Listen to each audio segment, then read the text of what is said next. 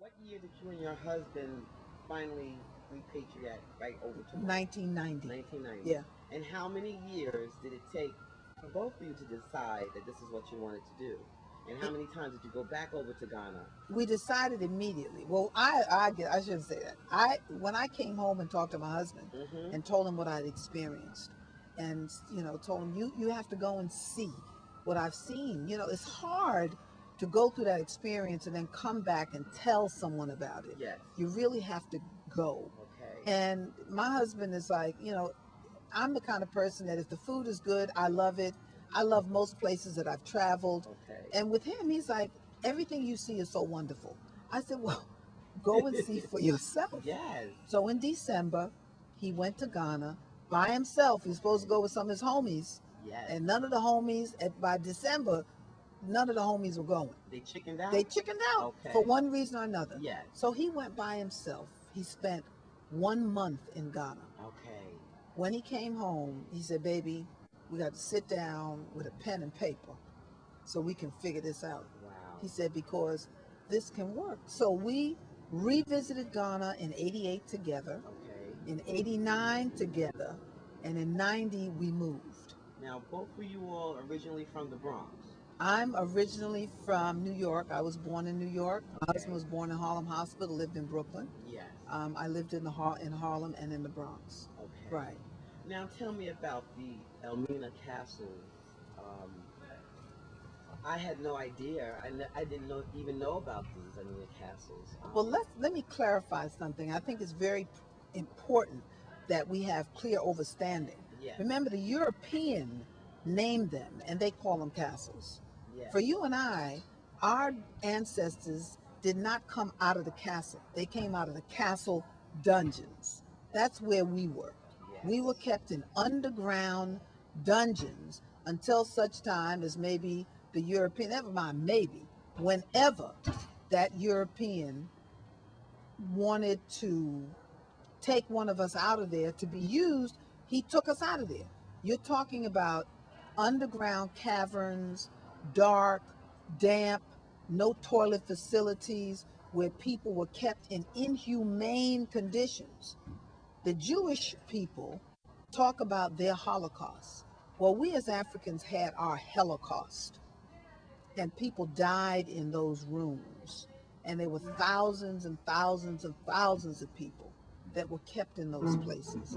So when we talk about the Cape Coast Castle, it is important for us to call it what it really is. Exactly.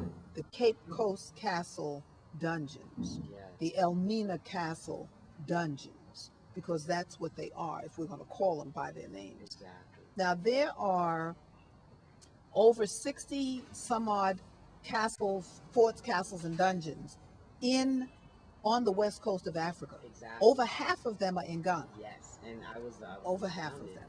And when you have that experience, when you walk into the castle dungeons for the first time, you are absolutely overwhelmed. Can you tell me, sister, how did you feel when you first walked into those castles? What had gotten over you? The first time I walked in, I remember being in the men's dungeon, and I was overwhelmed. The stench, um, the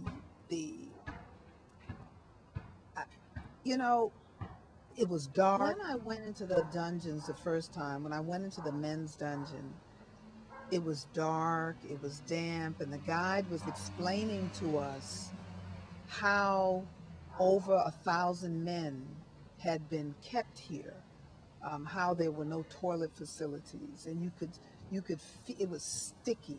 But sister, do we know how long they were kept there? Yes, How they long? were kept there for 3 to 4 months at a time, because that's how long it took for the ships to go to the Americas and to return. Yes. So at that time, I mean, I remember running out of the dungeons because I was frightened, and it just, their words are really hard to express. I left there and waited for my group, and then we went down into the women's dungeon. And when I went into that women's dungeon, he had finished the tour and we were going out, and I asked him, I said, would you mind if I stayed behind for a few minutes? I just need to be here. And I remember being on my knees, praying, crying, because I hurt so badly. And I heard voices. I heard voices, I heard people crying, people were screaming, and I just was out of myself. Then I felt like, just someone just embracing me and touching me and caressing me, just like comforting me and saying that it was all right, that I had come home and it was fine.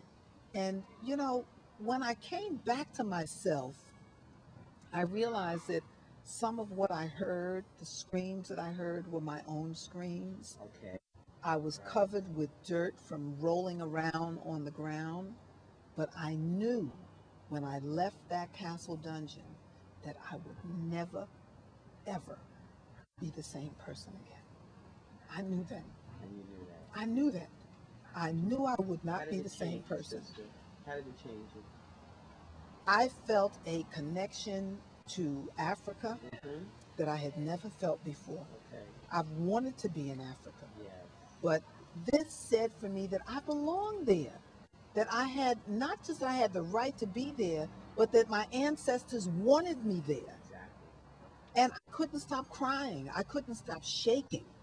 I just knew that I couldn't wait to get home so I could tell my husband that I knew where I wanted to spend the rest of my life, and it was there in Africa. If not Ghana, certainly in Africa. I never want to live in America again. Never. It's my home. I have the right to be there. That's right. My ancestors have welcomed me. The Creator has blessed me. The Creator has blessed us. And the blessing is so strong because both of us are on the same page. Right. My husband wants it as much as I do. That's right. So when I went to talk to him about it, and when he came and felt for himself, it wasn't about selling it to him. We had to sell it to the family. Right. They didn't buy it. And I'm sure that was difficult. Oh yeah, they didn't buy it. Because I'm going to play the devil's advocate right here. I'm sure some of your family and some of your friends might have said, "Why do you want to go back to Africa? They said That's not your home." That's right. They said you crazy. Yeah. They said if you want to see niggas, you can go to Harlem. And what do you say to that, sister? When someone says Africa's not your home, why do you want to go over there? It's you try to explain to them, but we're locked into this. But I ain't no African. Yes. Don't be calling me no African. Right. And I said, okay, but you are an African. Yes, you are. Because remember what Malcolm said, when you put biscuits in the oven, when it's over, what do you have? Do you have kittens or you have biscuits? Okay.